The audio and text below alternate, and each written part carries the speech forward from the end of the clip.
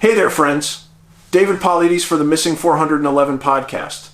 Tonight, we are diving into an absolute cold case classic. A century-old vanishing that holds every single hallmark of the phenomena we track.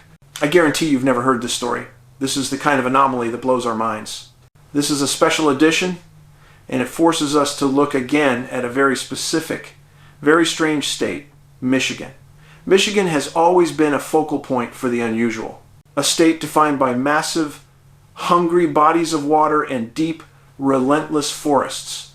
This is a recognized hot zone. Consider the history.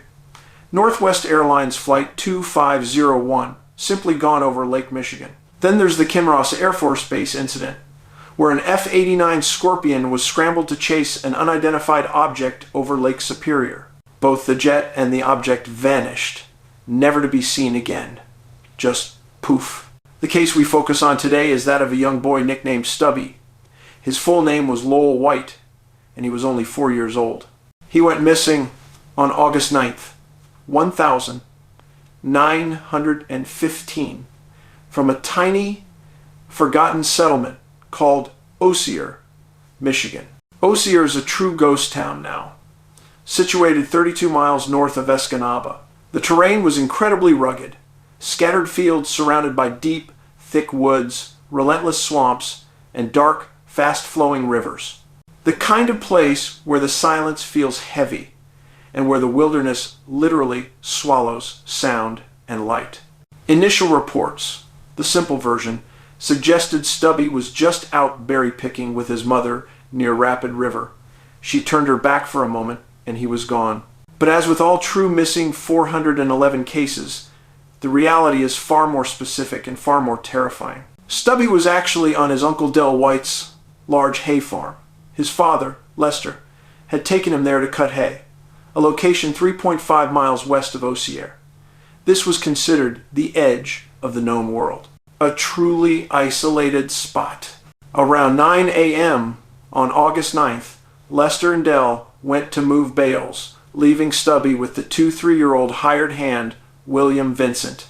Stubby started crying, missing his father. Vincent told the boy to wait right there while he finished his work. 10 minutes later, Vincent returned to the spot. Stubby White was gone. Vincent assumed Lester must have silently circled back and picked up his son. It wasn't until 2 p.m. at lunch that the horrifying truth set in. Nobody had the boy. The search began immediately, but this was 1915. It took a ranch hand riding a horse hard for 13 miles just to reach the nearest telephone to call the sheriff. They lost crucial hours to the primitive communication of the era. When the authorities arrived, the first theory was simple and brutal: bears or wolves. They fully expected to find blood, torn clothing, or some definitive evidence of a struggle. They found absolutely nothing. Zero evidence of predation. The search quickly escalated, reaching over 100 men, but the most mystifying data came from the one thing that never lies: the canine. A renowned bloodhound was brought in and given Stubby's scent. The dog tracked hard, twice, leading directly toward the Rapid River. The river was too big, too fast, for a 4-year-old, and no tracks were found leading into the water. Yet, the scent repeatedly terminated at the riverbank, a strange and frustrating clue.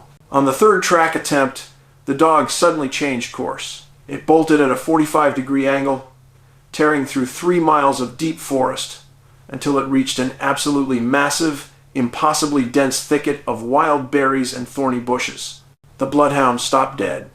It simply looked into the impenetrable mass and refused to move. When the handler tried to take the dog around the perimeter, the canine refused to track. In missing 411 cases, when a highly trained dog stops or refuses to track, it tells us the scent has been terminated by something unnatural. The person's scent has been removed from our dimension. The trail simply evaporated. But then, the evidence became completely contradictory. 3 miles from the last sighting, on the opposite side of the Rapid River, searchers found a small boy's track, a faint indentation. The only other little boy around was Stubby. How is this physically possible?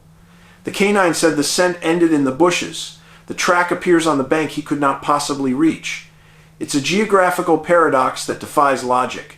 Authorities focused on the only human link, William Vincent.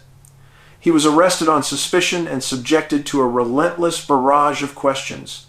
They tried to break him, but Vincent never sweated, never stumbled, never showed a sign of guilt. They had no evidence and had to let him go. This leaves us with the truly frightening possibilities.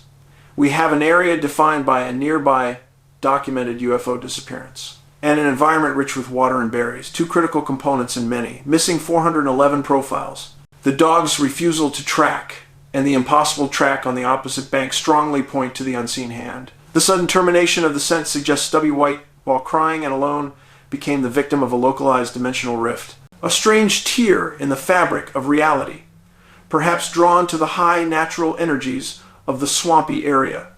This force took him, not a bear, not a man, but an intelligence that operates outside our three-dimensional rules. The track on the far side of the river was simply a misplaced residue, a momentary flicker of reality before the portal sealed itself shut. His body and his scent were instantly removed from this world. The formal search for Lowell's Stubby White was terminated just 1 week after his disappearance. His case stands as a chilling reminder. The wilderness is not always what it seems. It is one thing for an adult to get lost, but for a 4-year-old child to vanish instantly from a cleared hayfield, leaving behind only impossible clues and a century of silence. This is the heart of what we investigate here on the Missing 411 podcast.